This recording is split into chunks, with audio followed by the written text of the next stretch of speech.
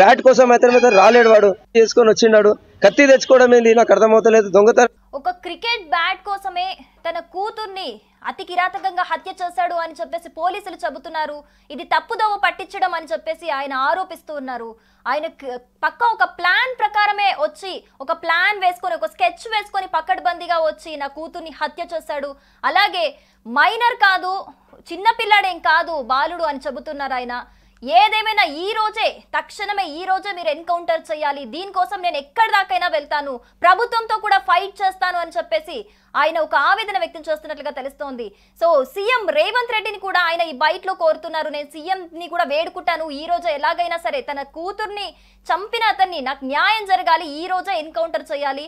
అలాగే బ్యాట్ కోసం అయితే కాదు, ఒక పక్క పథకం ప్రకారం ఇంకేదో ఉద్దేశంతోని ఇలా మర్డర్ చేశాడు అనేసి అక్కడ చెబుతున్నట్టుగా తెలుస్తోంది. ఒక పక్క పోలీసులేమో ఒక బ్యాట్, ఏదైతే సహస్ర తమ్ముడు ఉన్నాడో తన దగ్గర ఒక బ్యాట్ ఉంది, ఆ బ్యాట్ కోసమే వెళ్ళి అది తీసుకొద్దామని చెప్పేసి ఇంకా సహస్ర అడ్డుపడటంతోనే ఒక్కసారిగా ఒక భయంలోనే చంపేశాడు అని చెప్పేసి పోలీసులు ప్రెస్ మీట్ పెట్టి మరీ వెల్లడించడం జరిగింది. ఇదైతే అస్సలు నిజం కాదు, ఖచ్చితంగా ఎన్కౌంటర్ చేసి తీరాలి, చిన్న పిల్లాడు కూడా ఏం కాదు, తప్పుదో పట్టిస్తున్నారు దీన్ని అని చెప్పేసి సహస్ర తండ్రి ఖచ్చితంగా మాకు న్యాయం జరగాలి అని డిమాండ్ చేస్తున్నట్లుగా తెలుస్తోంది.